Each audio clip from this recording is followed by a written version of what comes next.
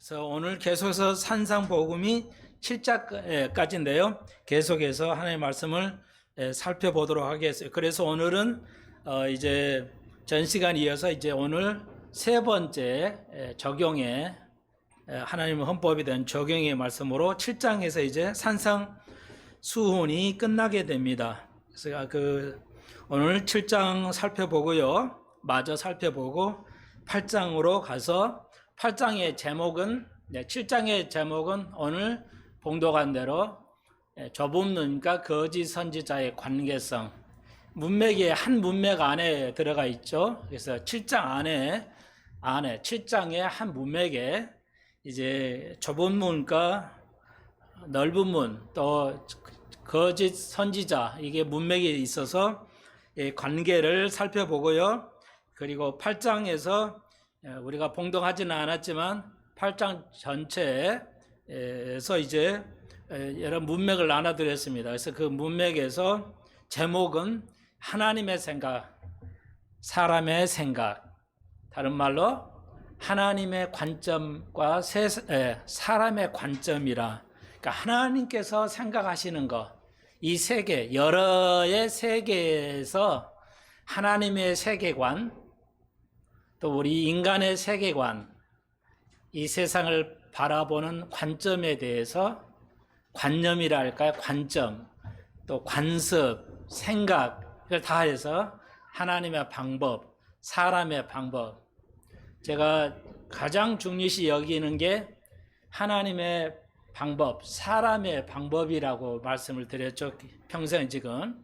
그래서 여러분께서 그래서 하나님의 방법, 사람의 방법 가장 중요하다 할 수 있죠. 성경을 이해하고 삶에 있어서 이게 한국 교회에서는 아예 이제 이런 말을 사용하고 있지 않습니다. 그러니까 말을 사용하지 않는다는 말은 그냥 전혀 이런 삶을 살지 않는다는 거예요. 생각도 하지 못한다는 거죠. 저도 갈보리 채플을 배우기 전까지는 상상도 하지 못했습니다. 상상하지도 못했어요. 그냥 알 수가 없는 거죠. 상상을 안 하고 말을 안 쓰는데 어떻게 알 수가 있겠습니까? 말이 없으면 그 세계를 이해할 수가 없습니다. 왜 우리가 어린 아이들부터 언어를 배울까요? 그리고 왜 어린 아이들부터 제2국어, 우리가 제1국어를 모국어라고 그러죠. 엄마한테 배웠기 때문에 모국어래요. 우리는 한국말이 모국어죠. 영어로 mother tongue이라고 그래요. 그러니까 엄마 아빠로부터 배운 거기 때문에 모국어, 제1국어라고 그래요. 제2국어가 있어요. second language라는 건데 이건 우리 한국 사람이 미국에 가서 살면 미국말을 써야 할 수밖에 없잖아요. 물론 한인촌에서만 산다면 거의 영어를 쓰지 않아도 살 수는 있지만 일반적으로 우리가 한국 사람이 외국인이 미국에 가서 살면은 이민에 가 살면 미국말을 쓸 수밖에 없죠. 그러니까 한국말하고 미국 영어를 같이 써요. 이걸 우리가 이때 우리 한글은 미국에서는 second language라고 그래요. 두 번째 언어라고 그래요.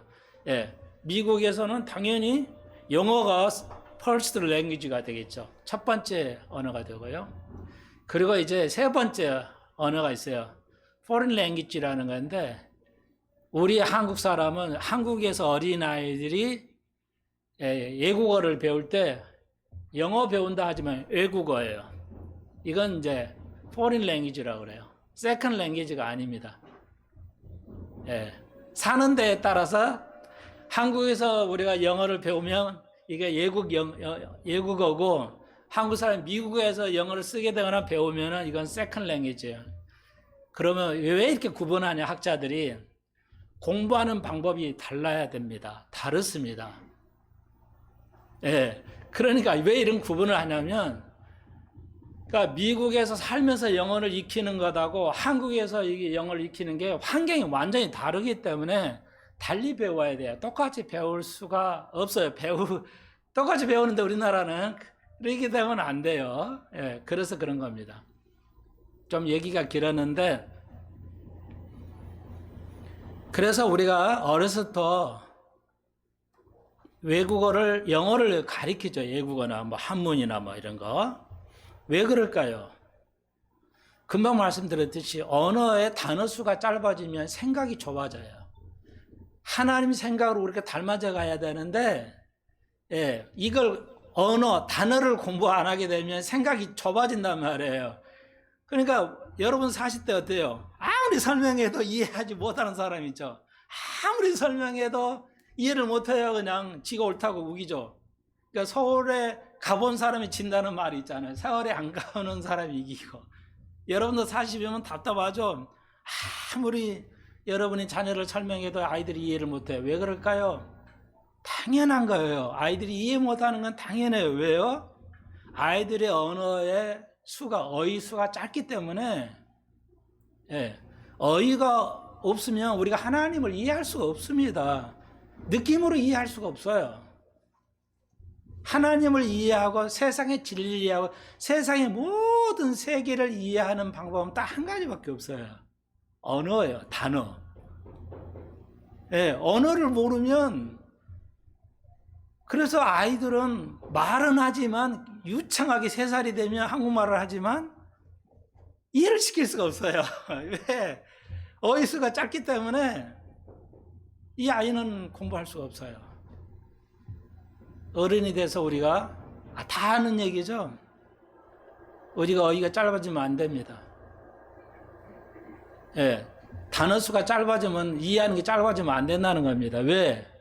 이 세상의 법칙과 하나님의 세계를 알 수가 없게 돼요. 자꾸 좁아져요. 이해하시겠죠? 제발 여러분 여러 가지 공부를 하셔야 돼요. 예, 지금은 안 하고 옛날에는 대학교만 나오면 4년 대학교 배우면 평생을 써먹을 수 있는 실력이 되죠. 그런데 지금은 안 되는 거 다 아시잖아요. 왜? 세상이 빨리 변해요. 대학교 때 배웠던 지식이 지금은 쓸모가 없어요. 낡은 것이 되어버려요. 예, 컴퓨터도 2년마다, 여러분 핸드폰도 거의 1년마다 그냥 새가 나오잖아요. 그러면 거의 가치가 없고 쓸 수가 없잖아요. 그런 무서운 시대예요. 세상이 너무 빨리 변하고 있어요. 다니엘이 지금으로부터 1500년 전에 2500년 전에 예언했던 그런 엄청난 일들이 지금 일어나고 있어요. 오늘 시간이 되면 그래도 조금 언급해 드리겠습니다만은 아시겠죠? 자, 깨달을 수 있도록 한 번 더 기도드립시다. 주님, 오늘 마태복음 7장, 8장을 배우려고 합니다.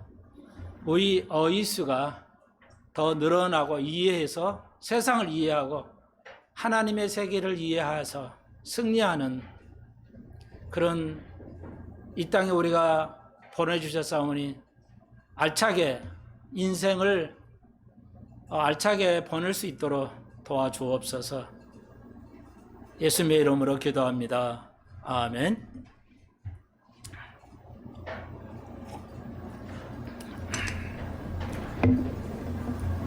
그래서 계속해서 7장에서 마태복음 7장이나 8장에서 분석을 이렇게 문단을 나눠드렸습니다. 참고로 써드렸으니까요.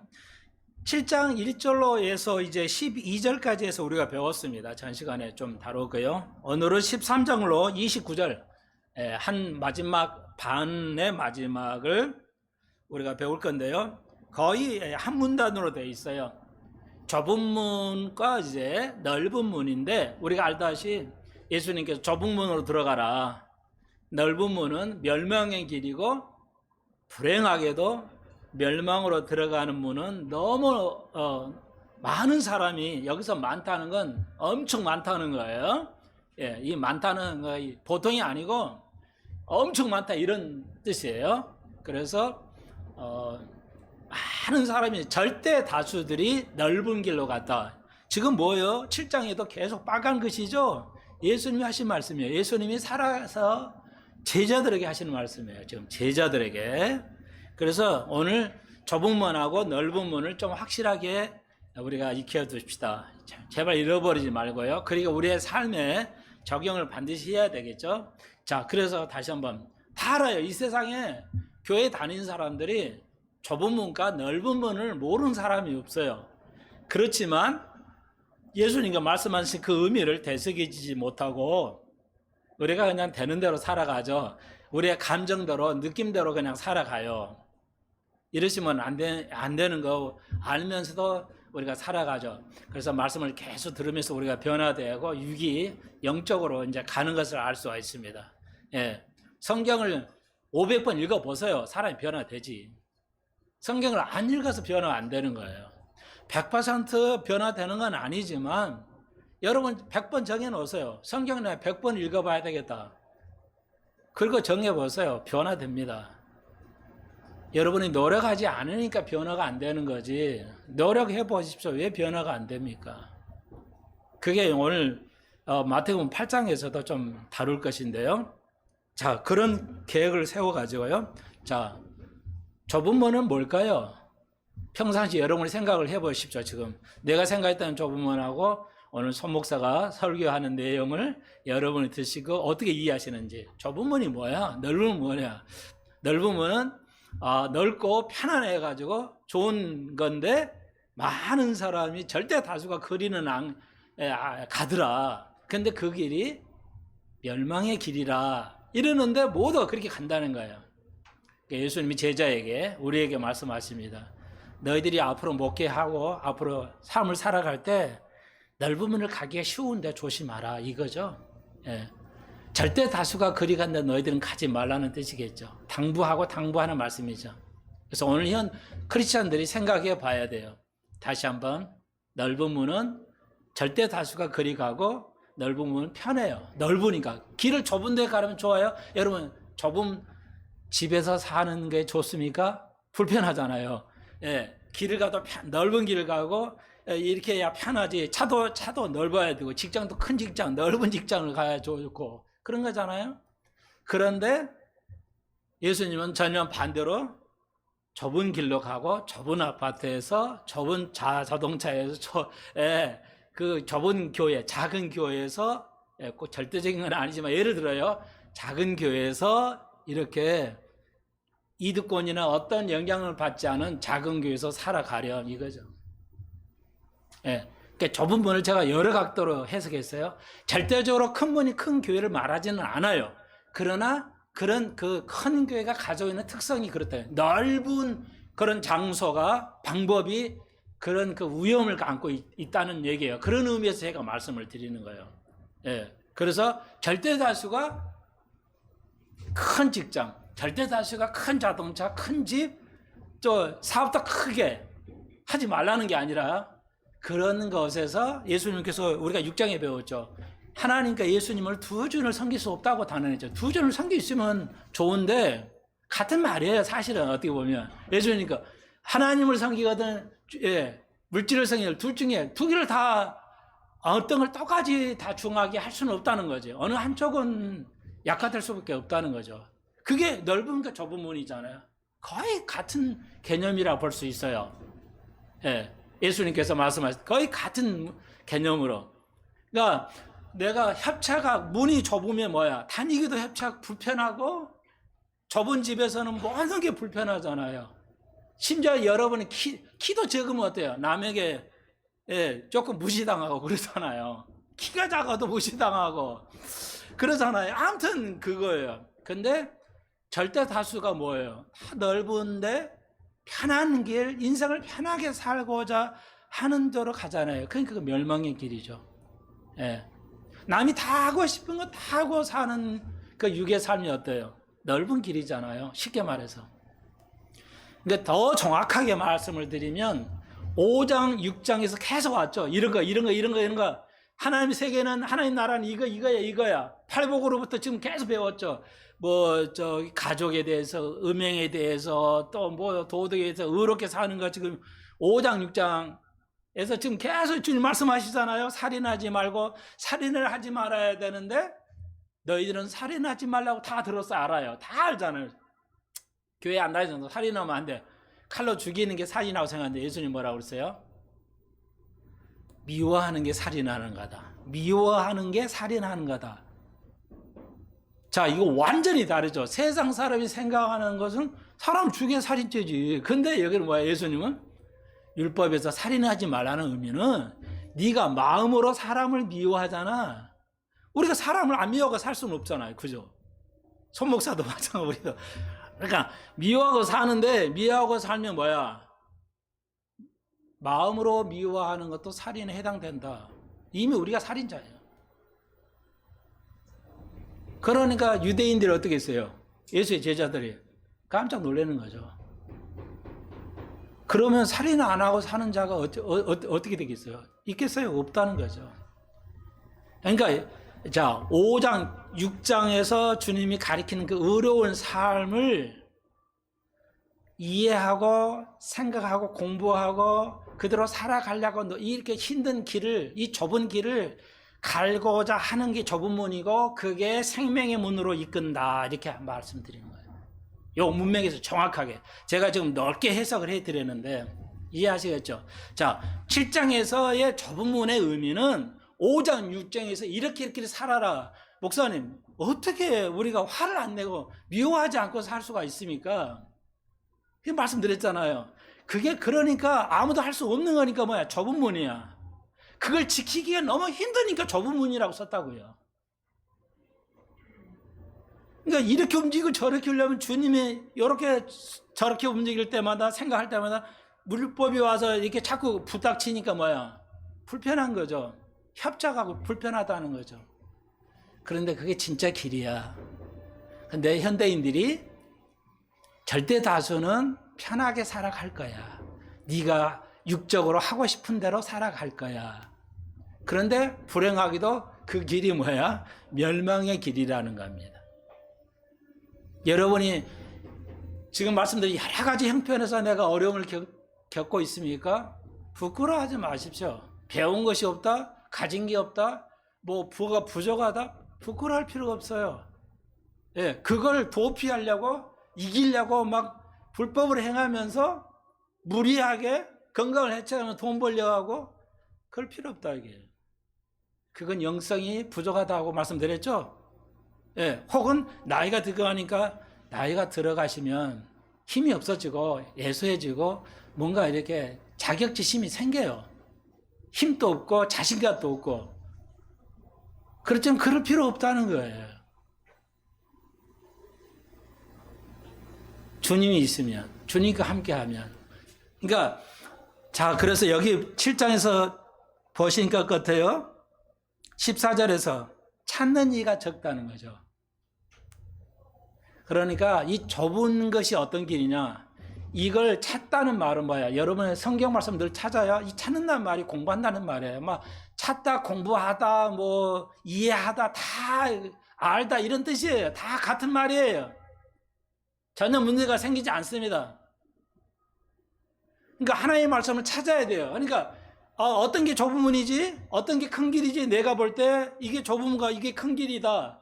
그러면 그걸 찾아야 되는데 그걸 이해하고 그걸 공부해야 되는데 안 한다는 거죠. 많은 사람이 안 찾는다는 거야. 공부 안 한다 이거야, 예수님. 그러니까 제자들에게 너희들은 어떤 길이 좁은 문인가 어떤 길이 참 그런지 공부해라. 찾아라.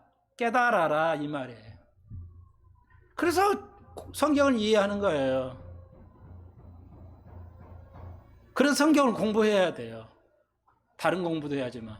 금방 말씀드렸지만 세상이 너무 빨리 변하니까 60대 70대도 공부를 해야 돼요. 안 하고 살 수가 없는 시대입니다. 지금은. 왜? 아파트 값이 그냥 왕 올라갔다 또 이자가 올라가면 팍 내려가고. 그 이자의 개념, 아파트의 경제, 아파트가 금리가 올라가면 내려가냐 올라가냐, 금리가 내려가면 내려가냐 올라가냐, 이걸 다 계산해야 돼. 다 알고 있어야 돼요. 그렇잖아요. 어떻게 해야 살림을 좀 더 나아갈 거냐? 이 경제를 모르면 안 된단 말이에요. 이거 부동산의 흐름이라든지 경제 흐름, 또 국제적으로 이거 흐름이라 이런 거 다 이해해야 돼요. 여러분은 아무 관계가 없죠. 우리는 관계가 없지만 국채 같은 거. 국채는 개인이 사는 건 아니지만 주로 이제 기관에서 국채를 하지 말이죠. 예, 국채가 내려가냐 올라가냐 뭐 이런 거 이해하고 있어야 돼요. 모르면요 살 수가 없어요. 옛날에는 뭐야 이런 거 없었어요. 아예 금리가 올라가 내려가는 것도 없고 돈이 왕창 막 들어오거나 이런 거 없어요. 그냥 없었잖아요. 우리 시대 때는. 그냥 열심히 하면 됐어요. 지금은 쌓아놨던 돈이 아무리 많아도 뭐예요? 어떤 환경에 의해서 확 무너져 버리죠. 그러니까 돈이 100억 있고 1000억 있다고 부자가 아닐 수 있죠. 왜? 갑자기 사업이 망하면은, 그러니까 옛날에는 사업이 망해도 액수가 정확기 때문에 2번, 3번 일어날 수 있어요. 사업이 망하면 또 다른 사업하고 또 하고 할 수 있어요. 근데 지금은요, 예, 작은 건 사업도 아니에요. 뭐 몇십억 단위로 사업을 해야 돼요. 아무리 작은 가게 하나를 해도 막 몇 억이 들어가잖아요. 그잖아요. 예, 몇 억이 들어가요. 기본만 해가지고 하려 해도. 지금은 그 옛날 돌려서 인플레이션이 생겨서 그래요. 그래서 지금 그러니까 한 5억 10억 넣는 데서 사업을 하는데 만약에 잘못돼 봐요. 어떻게 돼요? 그냥 그 10억이 그냥 날아가죠. 한 1억 날아가면 뭐 괜찮은데 뭐야. 그게 다 날아가요. 그런 구조적으로 돼 있어요. 아주 그러니까 어려운 시대예요. 그래서 공부를 50대 60대가 제일 돈을 많이 벌어야 하고 돈이 필요할 텐데 세상을 흐름을 모르면 다 날아갈 수가 있죠. 그러니까 무서운 시대예요. 다시 한번요. 공부를 안 하고 살아갈 수 없는 시대란 말이에요.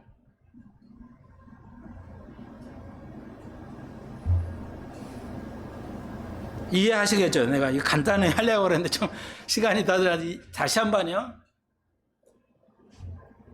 많은 사람들이, 크리스찬들이, 예수 믿는 사람들이 성경을 가지고 공부하면서 하는 믿음 생활 하는 사람이 많지 않다는 뜻이에요. 주님께서는 성경을 통해서 세상의 모든 것, 너의 문제가 성경에 있단다, 얘들아.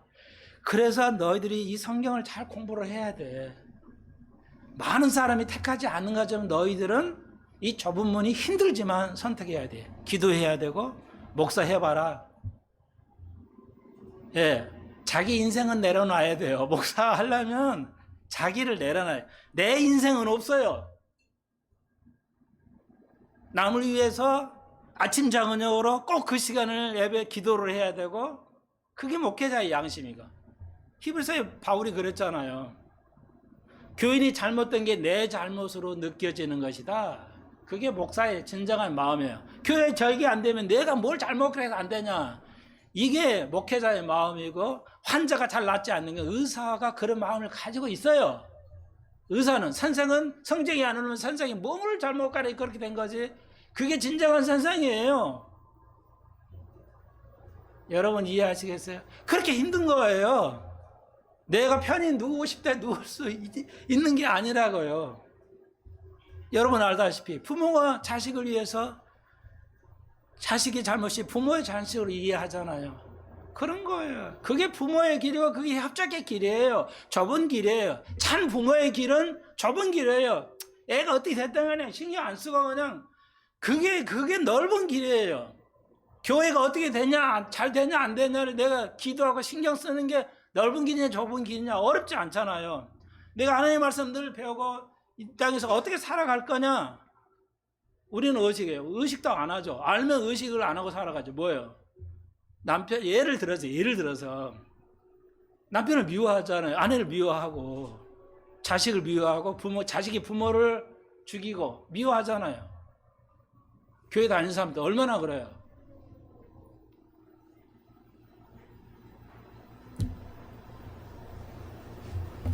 네, 계속 우리는 이게 좁은 길인가 넓은 길인가 찾아가야 돼요. 적용할 수 있어야 됩니다. 자, 여기 그래서 좁은 문 거짓 선지자라고 붙여놨잖아요. 문맥을 보십시오.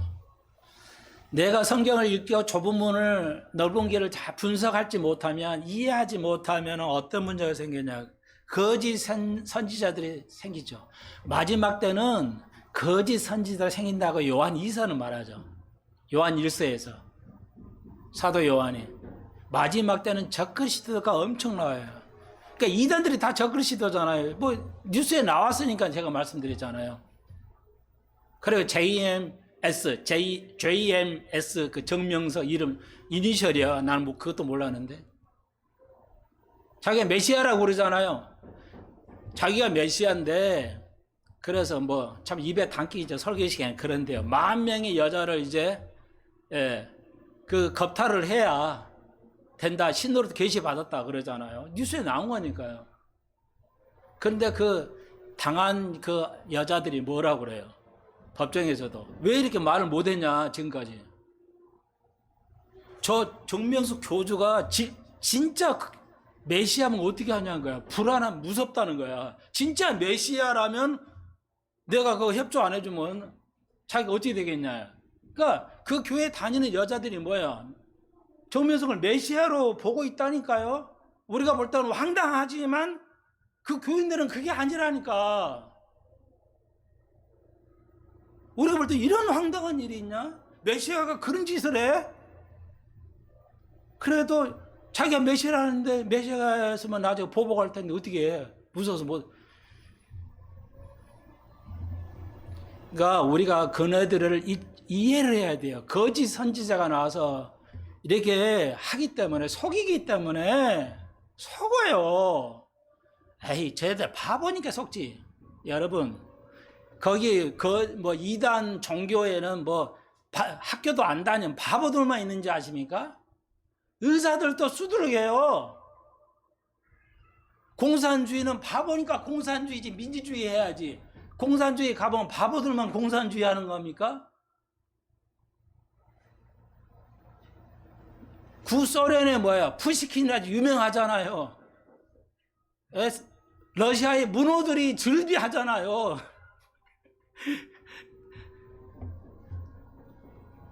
솔제니치가 노벨상을 받은 예? 바보들이 그 공산주의에 있어요. 아무 관계 없어요. 아무 관계 없어요. 서울대 나온 사람들이 다 교회 다니나요? 다 안 거의 안 다니잖아요. 제발 속지 마십시오.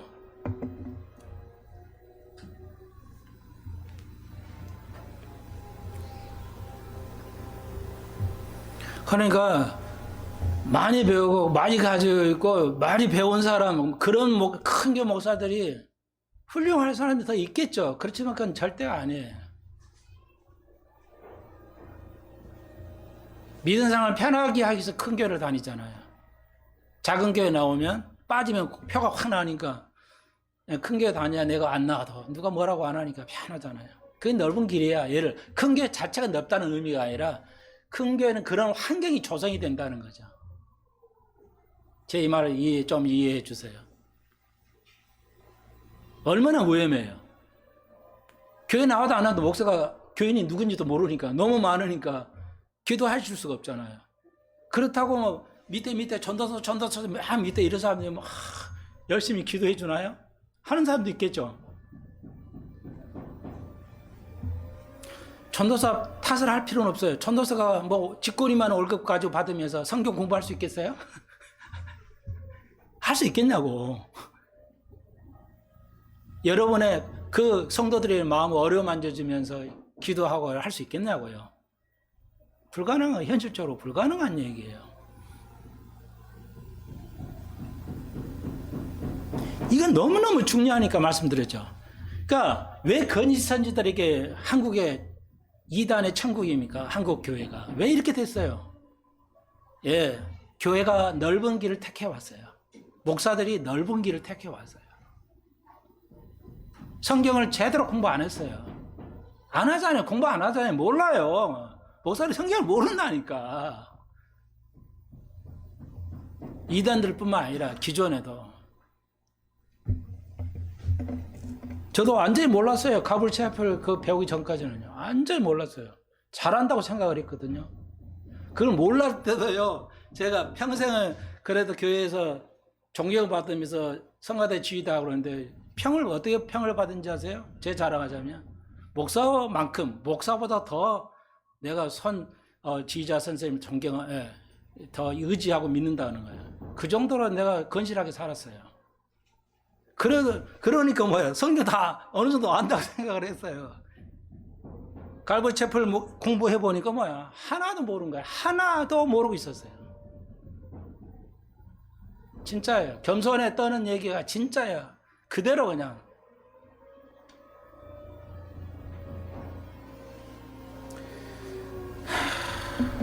이게 적그리스도에 속은 겁니다.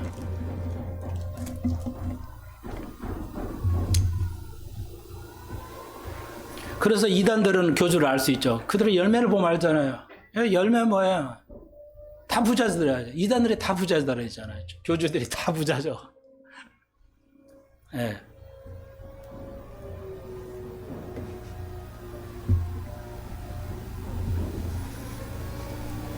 그래요, 뭐, 참, 제가 죄송한데 다 언론에 나왔으니까. 그러니까, 여러분도 아시잖아요. 대법관 되려면 뭐 열심히 해가지고 하면 되는데, 대법관이 그렇게 안 됐잖아요. 지금은 이제 다르지만, 다를 수 있겠지만. 어느 회사에다가 연락을 해서, 예, 인맥으로 가야 대법관이 되는 거죠. 서울대, 그리고 뭐야?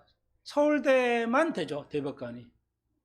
법은 그거 아닌데, 서울대에서 법관 서울대 법관 나왔다, 법대 나와서 다 대법관이 될 수 없죠.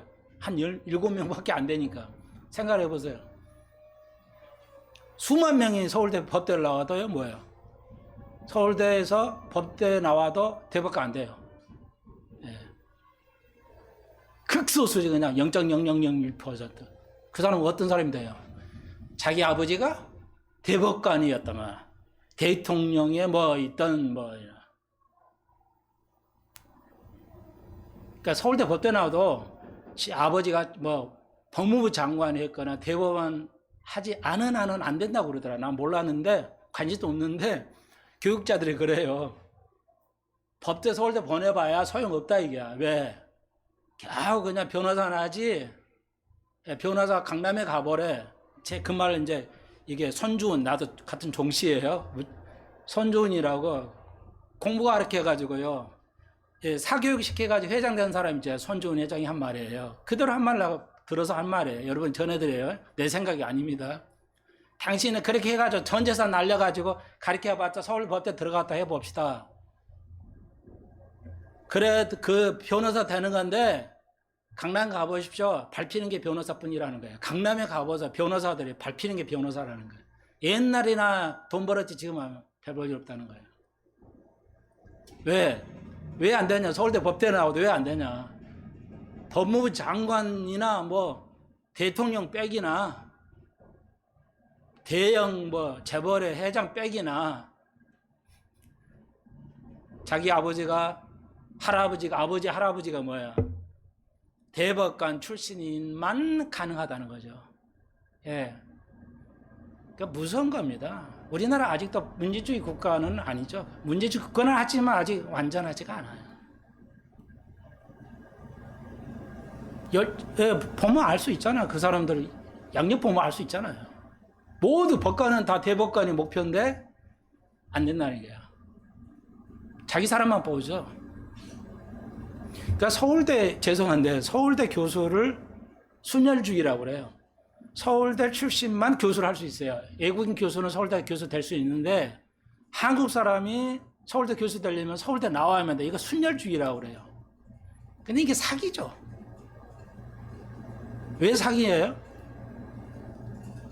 이 순혈주의가 사기예요. 나쁘게 표현하면. 서울대 교수는 또 뭐라 하겠는데. 가르치려고 하는 게 좀 이해해 주세요. 서울대가 제일 처음에 일회 졸업생 있겠죠. 그러면 서로 졸업생 일회를 창립했던, 서울대를 만들었던 사람이 서울대에 나왔을 있어 없어요? 한국 사람이 세웠을 텐데. 불가능하잖아요. 일회 졸업생이 커가지고 서울대 교수 되는 건 맞아요. 그렇지만 서울대를 만들었던 사람은 서울대 교수가 될 수 없잖아요. 가르쳐야 되니까. 그 사람 누가 형해야 돼? 논리상 안 된다는 얘기예요. 여러분 이 정도로 분석할 수 있어야 돼요. 모든 거에 논리가, 그게 논리가 되는 건지, 그게 믿음이에요. 믿음은 논리예요. 논리적이어야 돼요. 논리가 이기는 겁니다, 여러분.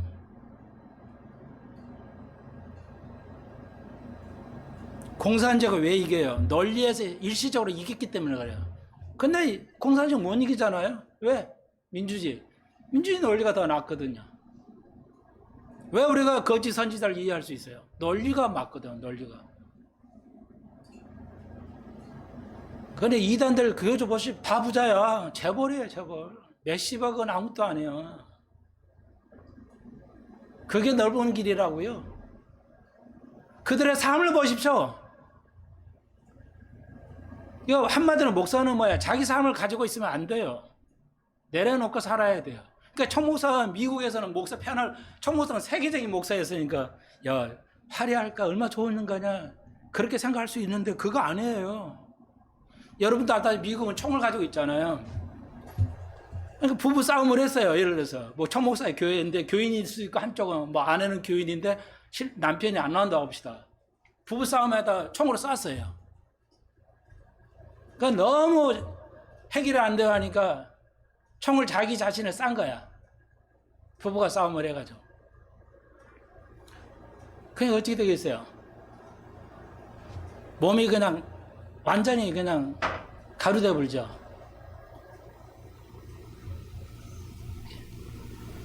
여자 집사님이 울면서 전화 왔어요. 총목사한테. 목사님, 울기만 하고 집 난리 났습니다. 그래서 총목사가 목사 밑에 뭐 부교육자 있겠지만 담임 목사 쫓아갑니다. 집에 가보니까요. 피에다가 그냥 집안이 그냥 초월할 정도로 참혹하죠. 총목사가 다 그거 다 정리해가지고 그 백으로 해서 목사 그런 짓을 해야 돼요. 편한 게 아닙니다, 여러분. 한국 목사 너무 목회하기 편하게 목회해. 이거 아닙니다. 이거 기독교 아니에요. 그래서 총목사가 설교 시간에 그런 얘기 해요.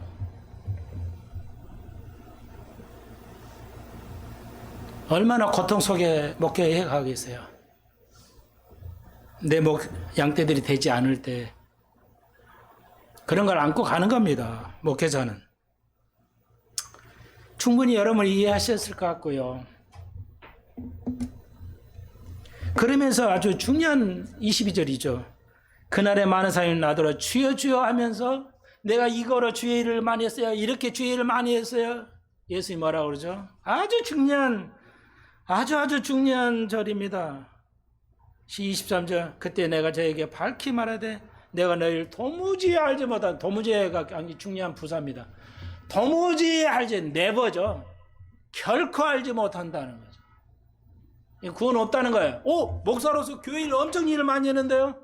뭐하면 네가 불법을 행하면 하나님 말씀대로 살지 않고 네 스타일로 목회를 했을 때는 구원 못 받는다는 게 너무너무 중요해요. 갈보리 채플에서 깨달은 게 이게 딱 한 가지 이거예요. 압축해서 한 가지. 하나님의 말씀대로 목회하지 않고 삶을 살지 않은 한 구원 받을 수 없다는 거예요. 하나님 말씀대로 살라고 말씀대로 목회해야 돼요. 내 주관대로 멋있게 해서 막 교인수 늘리고 뭐 잘 돼 이런 거 아니에요. 아시겠죠?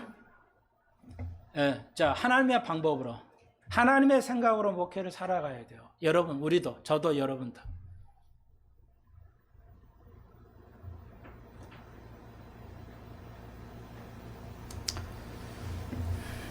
자, 그 다음에 나머지 시간 좀 있는데요. 요거 오늘 8장이죠. 8장입니다. 8장에 1절로 34절까지 해서 6문단으로 나눠져 있어요. 8장은 6문단. 자, 여기서 8장의 전체는 제목을 하나님 생각, 인간의 생각이라고 그랬어요. 반대되는 거. 8장에서는 하나님 생각하고 인간의 생각을 넣었어요. 근데 하나님 생각이라고 말을 하지 않았어요. 인간의 생각을 쭉 나열하고 네가 하나님 생각을 찾아라 가렴. 이와 반대니까. 이와 다르니까. 하나님 생각을 나열해 놓지 않았어요. 8장에서는 인간의 생각을 쫙 나열해 놨어요. 그래서 반대로 하나님의 생각을 이해할 수 있어야 돼요. 뽑아낼 수 있어야 돼요. 이게 진짜 공부예요. 예. 그러니까 다시 한번 초등학교, 중학교는 뽑아내지 못해도 돼요. 이론 그대로 알면 돼요. 100점 맞을 수 있어요. 근데 고등학교부터는 안 되죠.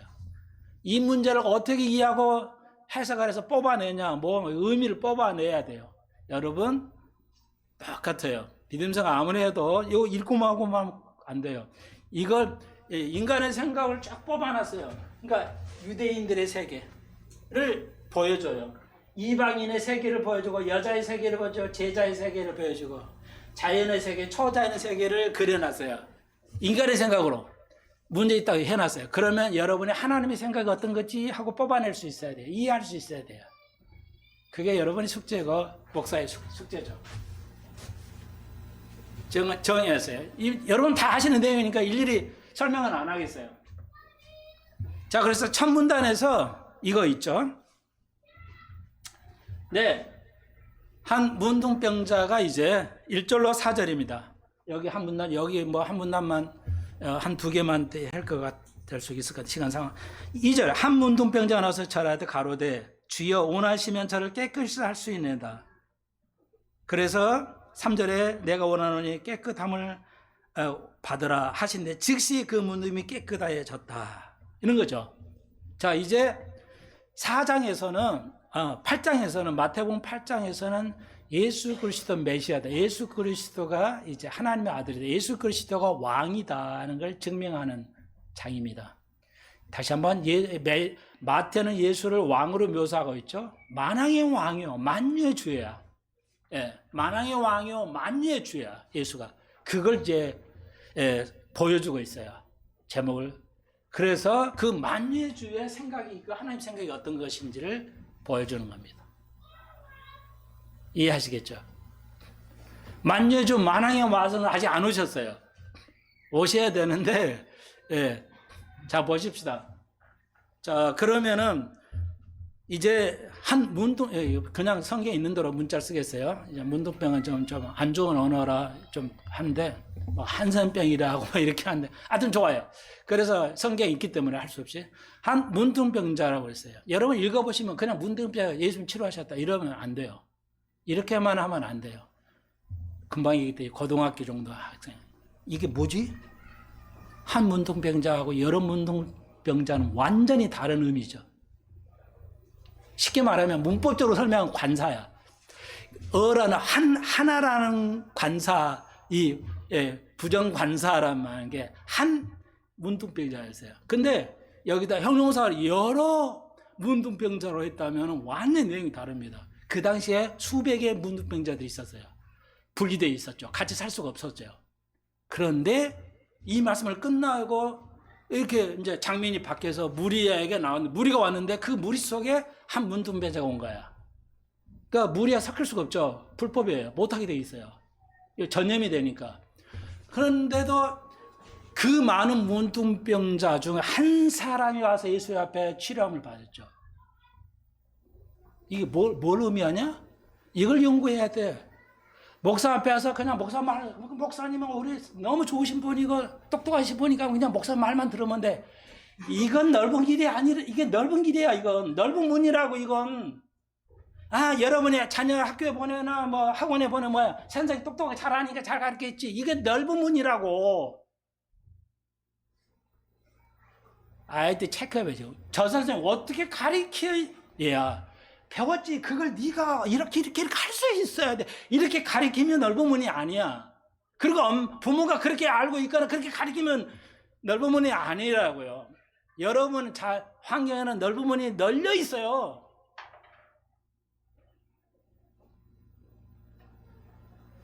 이해하시겠어요? 이해하세요? 그 많은 문둥병자인데 유일하게 극소수 한 사람이 예수에게 치료함을 받죠. 여러분 환경이 어려울 때, 여러분이 아플 때, 여러분이 어려울 때, 그 많은 사람 중에 한 사람, 이 문둥병자 한 사람이 될 수 있냐는 거냐고 마태가 말하는 거죠. 내가 그런 사람이냐? 남이 볼 때는 보잘것 아무것도 안 될 것 같지만, 이 한 문둥병자는 그 용기를 가지고 희망을 가지고 예수 앞에 다가온 거죠. 모든 환경에 무릅쓰고 그것이 믿음의 힘이에요. 그거에 하나님의 생각, 인간의 생각은 뭐 포기해야지 뭐 어려운데 뭐 되겠어? 이해하시겠어요? 그리고 우리가 아는 거죠. 예수님의 구약에서도 뭐야? 치료 안 받은 거, 구약에서 유대인들이 치료 안 받은 적은 없어요. 라만장의 치료를 받았어요. 이방인은 구약 때는 치료 받았지만 역사적으로 모세로부터 예수님까지 시대에 유대인들이 치료 안 받은 게 없어요. 하나님의 식구들인데 하나님의 자녀들이 무등뼈에서 치료받은 적이 없어요. 기가 막힌 거죠. 그러니까 이게 생각을 해봅시다. 우리가 크리스찬인데, 하나님의 크리스찬인데 믿음의 사람이 전혀 더 문제를 가지고 있을 수 있다는 걸 말하는 거야. 마태는 그걸 지적하는 거라고요. 하나님의 백성인데 왜 문둥병을 한 번도 치료받냐? 이방인은 뭐야? 이방인은 여기 나오죠. 이방인은 뭐야? 지옥의 땔감이잖아. 유대인들의 생각이 이거였잖아요. 그런데 이방인이 뭐야? 이방인의 중풍병 환자, 백부장의 하인, 중풍병 환자가 치료받죠. 뭐야? 이방인은 치료가 되고 우리는 치료가 안 되네? 이거 뭐지? 유대인 너희들 정신 차려. 이게 마태복음, 마태가 말하는 거잖아요. 그죠? 그렇잖아요. 지금으로 바꿔서 말하면 예수 믿는 크리스찬들이 당신이 이 땅에서 지금 한 게 뭐냐?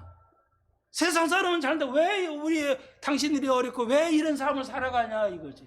왜 영적 치료함을 못 받고 무지하냐? 그 무지함이 드러나죠. 한국교회 99%가 내가 볼 때는 뭐야? 우크라이나를 위해서 기도하고 우크라이나를 도와주고 막 도와줍시다 그래요. 아유 좋아요. 가난하고 지금 더 고통을 받으니까. 근데 이해가 안 돼요. 아주 크리스찬 뭐 군사 전문가들이 뭐라고 그래요? 우크라이나가 승리하고 있습니다. 그러면은 우크라이나 승리하고 있으면 러시아가 많이 죽어야 되는데 그럼 거기도 도와줘야지. 여러분 혹시 여러분 그런 거 있어요? 공산주의 혁명을 했을 때 그때 구소련이죠. 구소련에 지금의 러시아가 같습니까? 틀립니까? 그게 같다고 생각하시면 여러분은 큰일 날 생각이에요. 구소련하고 지금의 러시아는 다릅니다. 나라 상호도 국호도 다르고요. 푸틴 때는요, 누가 거기를 내가 잘했다고 뭐 좋아한다는 게 아니에요. 오해는 하지 마십시오. 객관적인 거예요. 진리는 객관성이라고 그랬죠. 보평타당해야 돼요. 모든 사람에게 적용할 수 있어야 돼. 배운 사람에게만, 가진 자에게, 머리 똑똑한 사람에게만 적용하는, 가리키면 그건 우리는 진리라고 보지 않습니다. 그런 차원에서 말씀드려요. 푸틴이 뭘 했어요? 마스크 쓰지 말라고 그랬어요. 쓰지도 강요하지 않았습니다. 그것도 아무 문제 없잖아요. 네, 종교 반대 안 합니다. 중국이나 일본, 북한처럼 종교 차이가 있어요. 그리고 저거 백신 의무화하지 않았습니다. 맞아서 그러시면 맞아.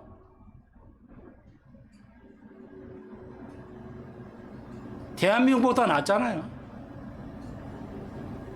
가짜랑 드러났잖아요. 미국이 제약해서 돈 벌려고 일부러 만들어가지고 주사 넣었다는 게 다 세상이 알잖아요, 지금. 언론에 나와버렸잖아요. 거기 수석 연구원이 고백했잖아요. 말을 잘못해가지고. 여러분, 다시 한번요. 이 세상의 모든 것이 과거에 없었던 일이 생기고 있어요. 과거에 없었던 일이 지금 벌어지고 있어요. 모든 면에서.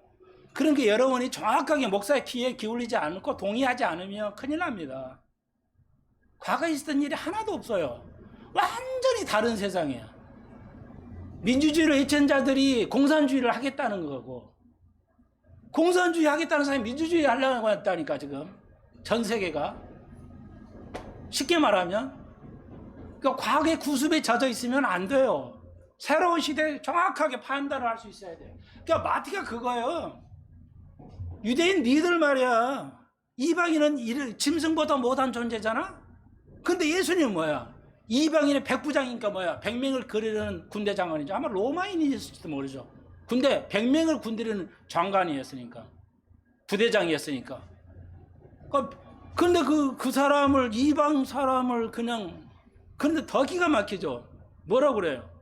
그 백부장이, 그 군대 대장이, 예수님, 주님, 나도 100명 있어요. 내가 오라면 오고 가라면 갑니다. 이 100명.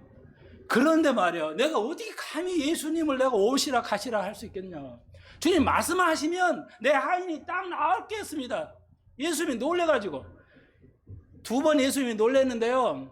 한 가지는 뭐냐, 자기 고향에서 기적을, 예수님도 고향을 사랑해. 누구나 고향 사랑하듯이 고향을 사랑해서 가버나움에서 갈릴리에서 기적을 행했는데 뭐야, 안 믿어. 고향 사람이 안 믿어. 예수님 이상하다. 예수님도 놀랐어요. 내가 친척을 사랑해서 내가 고향을 사랑하면 더 기적을 막으니 왜 나를 안 믿을까? 이해할 수 없네. 진짜 이해할 수 없어요. 예수님 이해를 못했어요. 예수님. 그 다음 딱 한번 이거예요. 예수님 놀랐어요. 내가 유대인 사람을 봤는데 유대인의 이 이방인의 믿음만큼 더 좋은 믿음은 없어서 못 봤다고 했어요. 이거 완전히 기가 막힌 얘기잖아요. 한국 교회인들보다 교회 안 다니는 어떤 사람이 모르는 그 가정에서 이 예배드리는 한 사람이 뭐야? 예수 믿는 이 교인들 100,000만 명보다 더 믿음이 있다고 선언하시는 거잖아, 예수님이. 오늘날 보니까 교회도 왔는데 집에서 가정 예배 잘 드리는데 이 사람의 믿음이 이 한국 교회보다 더 귀하다는 거니. 완전히 유대인을 묵사발 시켜버리는 거잖아요, 예수님께서. 그런 장면이라고요.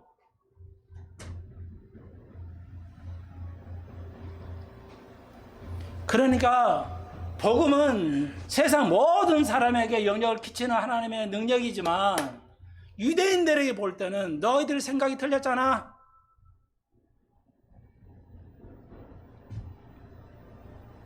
우리를 깨달아야 돼요.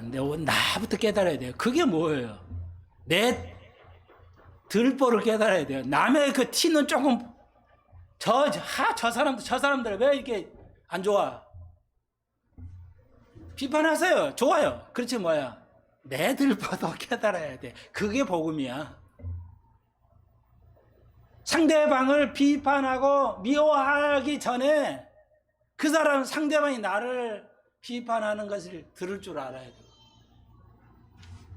예? 그런 이거예요. 예. 여기 베드로의 장모가 나오잖아요. 베드로의 고향이 벳세바예요, 원래.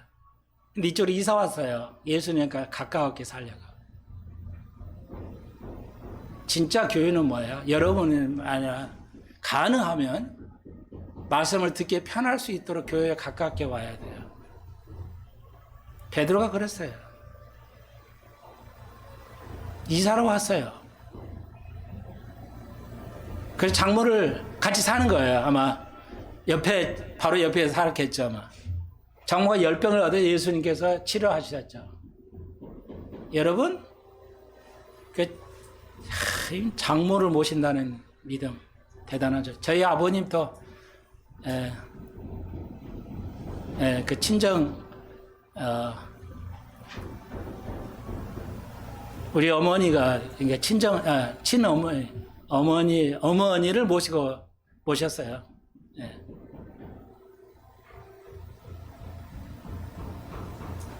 정말 아름다운 믿음이죠. 이제 저희 아버님이 둘째였기 때문에 장모를 모셨을까요? 그리고 이제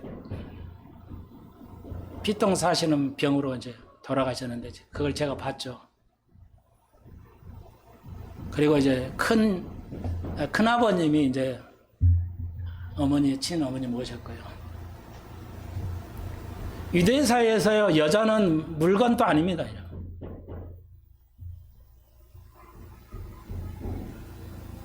유대인이 생각하는 관점. 그래서 유대인의 기도에 3가지를 기도한다고 그랬잖아요. 여자로 안 태어난 거, 예. 짐승으로 안 태어난 거, 이방인으로 안 태어난 거 감사하지. 이런 미친 짓들을 하는 거예요, 유대인들이. 하나님의 식구라고, 하나님의 자녀들하고. 그래서 유대인들은 어떻게 살아도 하나님 자녀니까 천국 간다고 생각을 했어요. 그걸 깨부시는 게 복음서예요. 네 그 세계, 네가 생각하는 이런 세계. 제자는 뭐야? 유명한 서기관이 여기 보는 거래. 유명한 서기관 엄청 막 기적을 행하니까 여기 내가 제자 되면 엄청나게 내가 괜찮을 것 같아. 대박간 될 것 같아. 딱 들어왔어요. 예수님 제자 되고 싶은데요. 여기 14절, 여기 18절요. 예수님 하시면 그래? 그러면 열심히 해봐라. 이러면 좋은데 예수님 뭐야? 그런 스타일이 아니야. 인자는 머리 들 거 없이 가난해. 네가 나를 따르면 그렇게 될 건데 네 그렇게 할 수 있겠어? 그렇다면 따르러 이거야. 세상의 모든 세계는 뭐야? 성공을 위해서 따르죠. 교회를 가도 비즈니스하고 관계를 맺으려 하고요. 뭐든 해도 나에게 이득된 걸 향해 갔지만요. 남편도 아내도 그러죠. 남편의 이익, 남편의 아내의 이익을 향해 가잖아요. 죄송해요. 여러분 아니겠지만. 진정한 부분에야 자기를 희생하는 거죠. 그렇게 살지 않으면은 천국 못 갑니다. 여기 제자도 그래요. 제자가 예. 야, 그거 되겠어? 나는 내 제자가 되면 내가 얻을 게 하나도 없어. 짐승도 다 구리는데 인자는 머리들 집이 없어. 너 그렇게 하고 따라올 수 있겠어? 그러니까 물질이 너 제한 받지 않아도 되겠냐? 그러면 따라오라는 거죠. 무서운 제한이죠. 여러분 정말 많이 생각하셔야 돼요. 하나님이 여러분을 너무너무 귀하게 존재로 이 땅에 보내셨어요. 제 기도는 러시아가 우크라이나 빨리 전쟁이 끝나야 된다.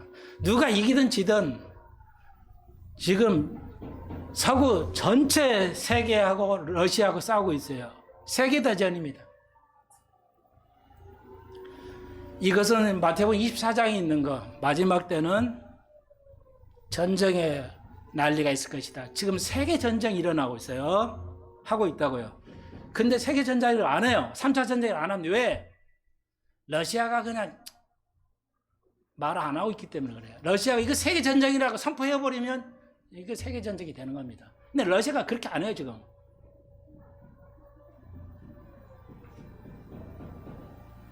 다 대주고 있잖아요. 우리 같은 뭐야, 이게 대전이 뭐 무기도 주고 막 다 도와주고 다 하는데, 야, 네가 안 도와준 거야? 전쟁이지? 이럴까요, 우리는. 근데 푸틴은 그거 안 해요, 지금.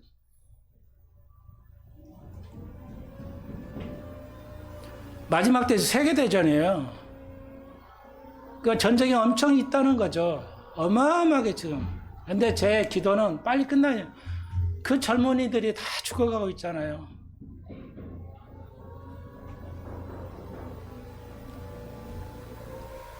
그리고 어떻게 될 것인지 난 관심은 없는데, 만약에 전쟁이 언제나 끝나겠죠. 미국은, 서구와 미국은 나락으로 떨어질 것이고요. 만약에 러시아가 이긴다면, 러시아하고 이란은 파워가 엄청날 겁니다. 지금 미국의 군사력은 이란을 칠 수가 없습니다. 군사력이 안 됩니다. 그러면 결국은 그 공백을 적그리스도가 메꾸려 하겠죠. 그렇다면 휴가가 그 전에 있어야 되니까 휴가가 우리 눈앞에 있다. 제 포인트는 그거예요. 누가 이기냐 지냐에 관심 없어요. 젊은이들이 한샘이라고 빨리 살았으면 그거의 사건은 마지막 때를 우리에게 알려준다. 깨어 있어야 된다는 겁니다. 예. 그런 시대입니다. 이제 또 기근이 있겠죠. 영적 기근. 아무도 예수를 모르잖아요. 교회 다니도. 그 영적 기근. 물리적인 기근. 뭐 이런 것도 오겠죠. 그래서 미국에서 지금 뭐 경제가 이제 완전히 주저앉는데 지금 미국 가보시면 나도 안 가서 봤는데요. 뭐 보스턴, 뭐 LA, 뭐 신디에고, 뭐 무슨 도시, 뭐 모든 도시가 막 길거리에 집 홈리스라고 하죠. 집 없는 사람, 텐트 치고 길거리에 사는 사람들이 찔비해요. 미국 이런 나라 돼버렸어요. 예. 언론이 미국 주로 언론이 말 안 해서 그러지 끝났습니다. 끝났어요. 그렇으면 우리가 깨어 있어야 됩니다. 하나님 말씀은 나머지는 다음 시간에 하십시다. 예, 조금만 더 정리하면 되니까. 예, 하나님 생각 가져야 돼요. 기도드립시다. 주님, 너무나도 빨리 변화해서 우리가 미처 이해하지 못하고 지나가서 방황스럽습니다. 적글씨들은 들썩거리고 있고 세계는 병으로 전쟁으로 너무 많은 젊은이들이 죽어가고 있습니다. 선악을 악을 구별할 수도 없거냐. 주님 때가 마지막에 가까웠사오니 우리의 모든 식구들 구원해 주시고 믿지 않는 영혼들을 성령이 신이 부어주면 된다고 그랬사오니 성령님께서 부어주셔서 깨닫게 하시고 우리도 구원을 받은 우리들이 깨어서 마지막 상을 향해서 이 좁은 문으로 달려가는 생명의 길로 갈 수 있게 해 주옵소서. 예수님의 이름으로 기도합니다. 아멘.